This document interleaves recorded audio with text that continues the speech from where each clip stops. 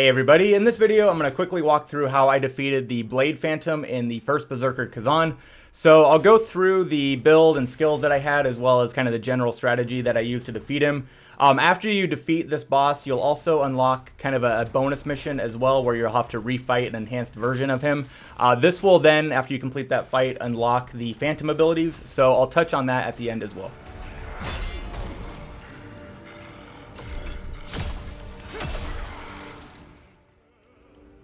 Okay, so starting off, taking a look at the skills I had if you want to replicate this, I used the dual wield weapon type. So looking at that tree, I don't have anything under swift attack. Under potent blow, I've got massive blow upgraded primarily to unlock the follow-up attack that you can do after doing a charged attack.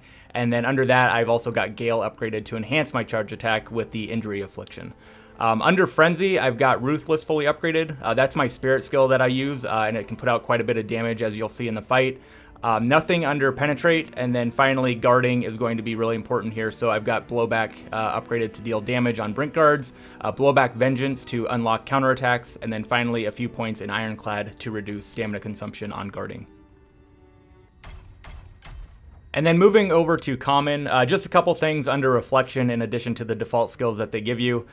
This will allow for parries, which I utilize at the beginning of the fight.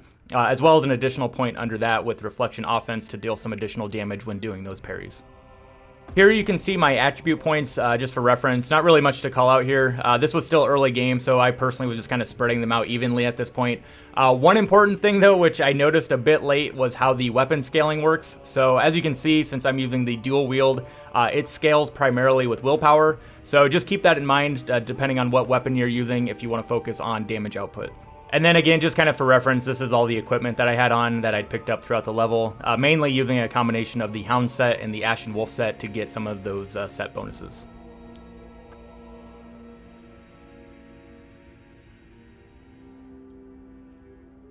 Alright, so now getting into the actual fight and putting this all together. So I'll go through how I personally went about this and then kind of breaks a few of these things down in more detail. But I started every attempt opening with a Reflection Parry on his first attack and then immediately going into that Ruthless Spirit ability.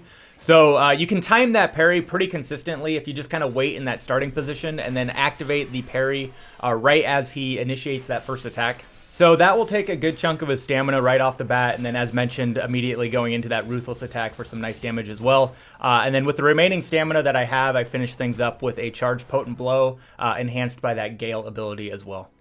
After that, back away to regain your stamina, and for me, he would always then follow that up with this Spear Thrust attack. So in this attempt, I missed the perfect guard, but if you are able to time that correctly and get that Brink Guard, you can follow that up with another charge attack, and that should be enough to deplete his stamina, allowing you to do a brutal attack, and if you can, circle around to his back to do some additional damage. But if you miss that Brink Guard on his spear attack, you should still be in pretty good shape, and you still might be able to get in a charged attack as you see here.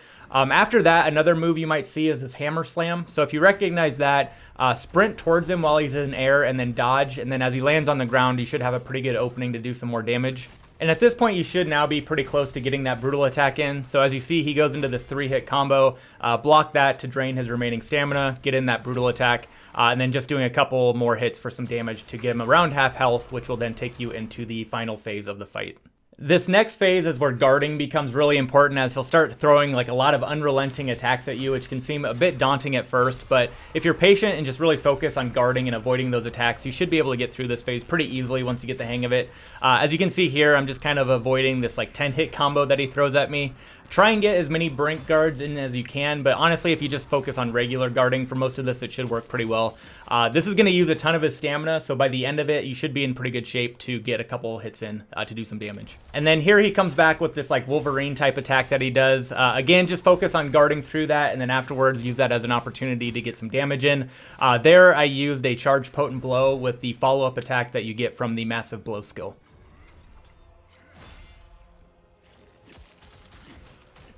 At this point, I finally deplete all of his stamina so I can get in another brutal attack. And then really, it's just kind of a matter of being patient again, guarding and avoiding his attacks to grind down the rest of his health.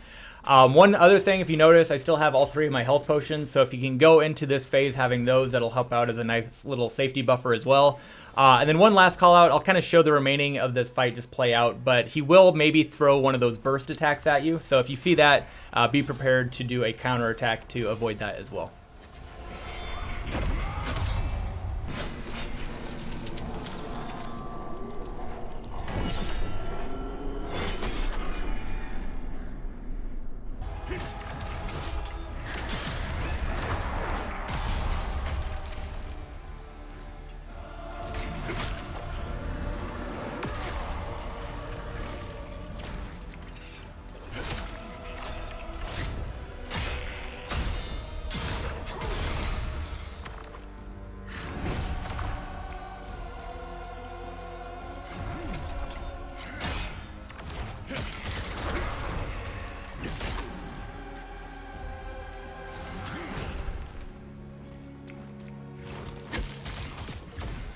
All right, so that is the Blade Phantom fight, and then finishing things up here, once you complete this, that will then give you access to a bonus mission that you can do where you can take on Keshta the Unyielding, and then completing that fight will give you access to using Phantom abilities. So as you can see here, after defeating Keshta, you can get an ability that gives you kind of a stamina recovery boost.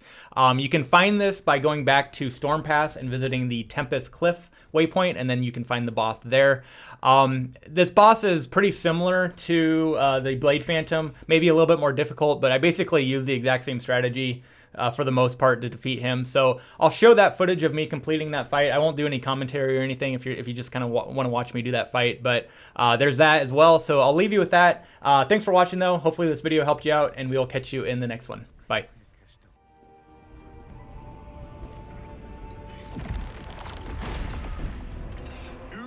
My strength. Prove to me you're worthy.